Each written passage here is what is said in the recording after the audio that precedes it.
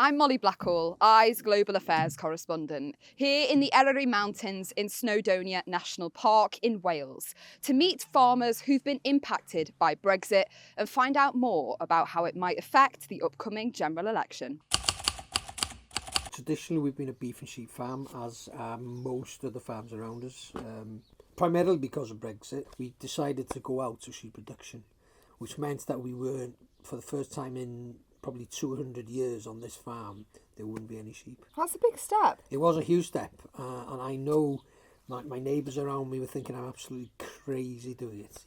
90% of the produce from that flock, the lambs from that flock, was actually destined for the EU export market. Really? And I just saw it as a risk to the business. The biggest consequence of coming out of the EU from a business point of view is that we no longer have the certainty of budgets. Since we've left the EU, they've had the opportunity, obviously in Wales, to bring out their own package of agricultural support that fits Wales, and unfortunately it's been an absolute disaster so far. You just need to look around you. This part of Wales, the expectation of government of the type of farming that we do up here involves heavily on environmental stuff. The environmental schemes probably accounted for about 15-20% of our income. But it's not insignificant. Finding that 20% is very difficult to do from the marketplace. We had the environmental payments, but we also had the CAP payments. That probably accounted for nearly 40% of our income at the time. Commitments were made by Boris Johnson in 2019 that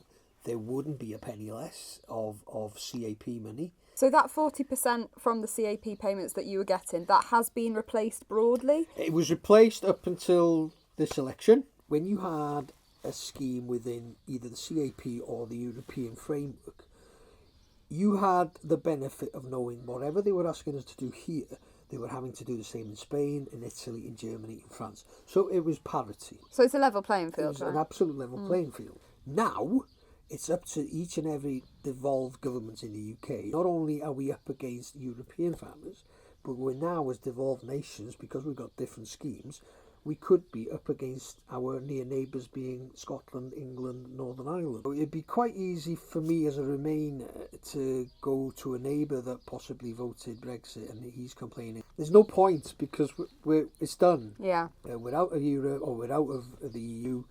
And we've got to get on with it. So far as I can see, so far as I've read, there's all these trade deals that are being done, but unfortunately they're not reciprocal. They're all one way, and they seem to be one way into the country and not from an export perspective. When products come in, especially red meat and agricultural produce, when that is imported at a much lower standard than what we're held to.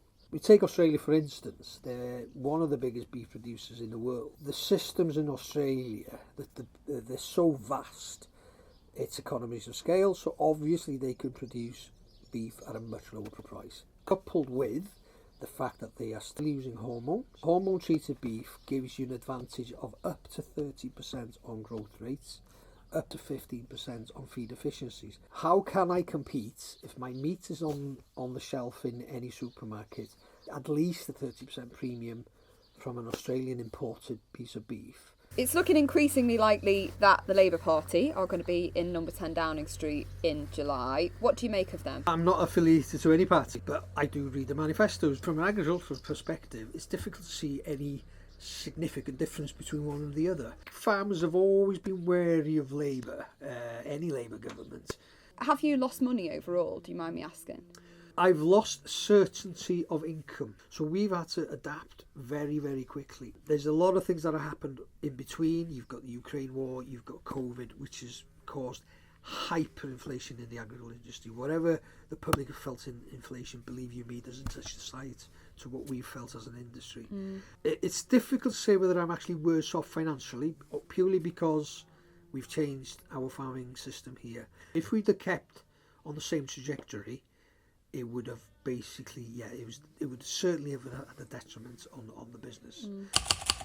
We came to this farm back in 1985, and so that's nearly 40 years now, isn't it? Yeah. And we got sheep, suckler cows before Brexit. You know, we knew exactly what the money it was coming down to agriculture, and it stayed in agriculture. Now we got to fight our corner all the time. The Brexit vote was back in 2016. That is 8 years away. So I wonder if you could tell us about the schemes that you were part of and that you benefited from when we were in the European Union. One of the schemes was the environment scheme, Tir Gofal, and then Glastir. So these schemes, they were there to offer you guys money basically for making environmental changes. Is that why? It was sort of incentives to make it more eco-friendly? Yeah. You know, we're standing very close here to the stream, and we've done some work, you know, to make sure that livestock doesn't go to the water to contaminate the water. Streamside corridors. We've planted miles and miles of new hedges, planted thousands of trees. We were told to how many sheep you could keep on the mountain. I've lost well over 50% to what I was having under the Glasgow Environment Scheme. And I know some farmers in Wales, they even have lost up to 75%. Before Brexit, we knew that the budget was there. How did you feel before Brexit? Were you ever a supporter? Did you think it would bring benefits for you? I was a very big supporter of staying in Europe. I think we needed change, but I think the change should have been within Europe. The big problem is, you know, that the government, UK government, has done a deal with Australia, New Zealand, to bring in farm products into this country, especially beef and lamb. I'm very, very worried. And, you know, we are producing food in this country to a very, very high standard. Lots of farmers did vote for Brexit. You know, you were quite pro-Remain, but lots of people did vote in hope that it would improve things. Do you know people who did vote for leave? How do they feel about that now? I'm sure that a lot of people that did vote to get out of Europe will regret it. The impact is going to be enormous over the next decade. You know, I really want to see coming out of this general election that they do look after agriculture. And the government in Westminster and the government in Cardiff has got to work a lot better together. If Labour goes in, and prediction is that they will go in, I think that the Welsh government in Cardiff then cannot put the blame on Westminster, because they'll be the same party. And if Keir Starmer is elected Prime Minister on the 4th of July, what would your message to him be? The budget in Wales is only, to agriculture, is only 2% of the whole Welsh budget. So, you know, if we could have a little bit more, a fraction, or 1 or 2% more. Has it changed your vote, what happened with Brexit? Has it had any influence on who you will be supporting? No, in this area, and we apply Cymru, and the MP that we got in this area, it's a very good MP.